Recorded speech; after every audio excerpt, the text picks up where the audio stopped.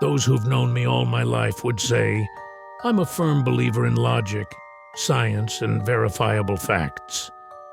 I used to scoff at rumors of hauntings or supernatural occurrences, figuring that every oddity had a perfectly rational explanation. But a decade ago, an experience shook me to the core, forcing me to admit that reality might be far more malleable than I'd ever imagined. It all happened in a rundown old family house my dad inherited, an experience so disturbing that I still get chills just thinking about it.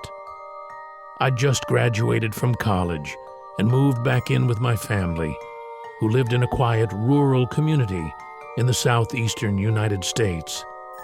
My dad, newly retired, had decided to restore an old property he'd inherited from my grandfather.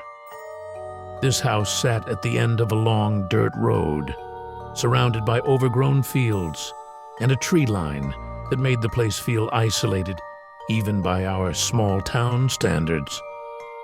It was a 2-story farmhouse made of weathered wooden boards and crumbling stone foundations.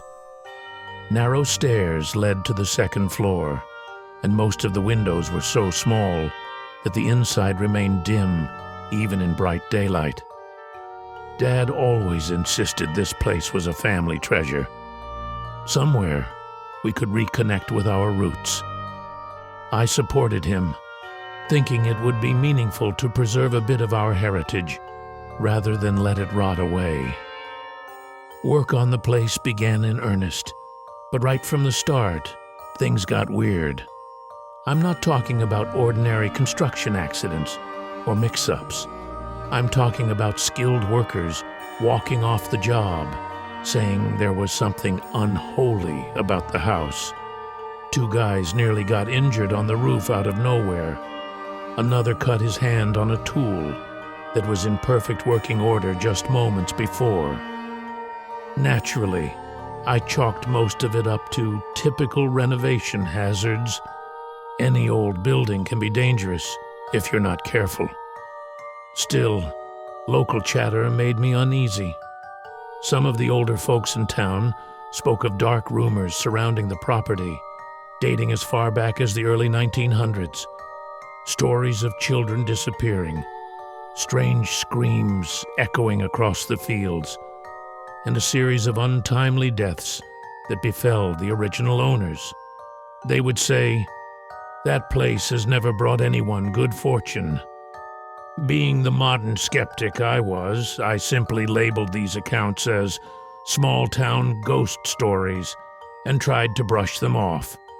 Yet deep down, a subtle unease began to take root. When the renovation approached its final phase, my dad decided we should spend a few nights at the house to test out the structure, note any issues, and ensure everything was in order. We hauled over some old couches for the living room and a couple of beds for the upstairs bedrooms. I loaded up on snacks, bottled water, and flashlights, preparing to pass a couple of nights in a house I wasn't entirely comfortable calling home. That evening, as the sun dipped behind the distant hills, the dirt road leading to the house looked particularly lonely. Darkness crept in, and as we stepped out of the truck, a strangely cold breeze wrapped around me, odd for late summer. My dad insisted it was normal for these rural areas. Old houses often get chilly drafts at night, he said. Maybe he was right. But I couldn't shake the feeling that something about this place was fundamentally off. We went inside, and the house was dead silent. There were no permanent light fixtures yet, just a few dangling bulbs and our flashlights. We settled in the living room, made some coffee on a little camping stove in the makeshift kitchen area, and sipped it in near silence. We had no TV or internet yet, so we mostly listened to the soft creaking of the house. It was about an hour later that I first heard something on the stairs. A slow, deliberate squeak that sounded more like footsteps then a breeze blowing a door open or shut. My dad tried to downplay it, saying it was probably just the wind rustling a loose door. I wanted to believe him. Then we heard it again and again, a steady shuffle coming from upstairs. Even so, I forced myself to focus on logic. Old wood, poorly sealed windows, maybe just rodents in the walls. Eventually, Dad said he was exhausted from the day's work and headed up to the main bedroom to turn in. I was set to sleep in one of the two beds in another upstairs room. Armed with my flashlight, I made my way up those narrow stairs. The house felt strangely still, as if even the insects outside had gone quiet. The floorboards creaked under my feet, and the shadows seemed to lengthen with every step. I tried to distract myself by examining the intricate wooden beams on the ceiling. The craftsmanship was impressive, definitely from another era. But then I noticed something that made my stomach turn.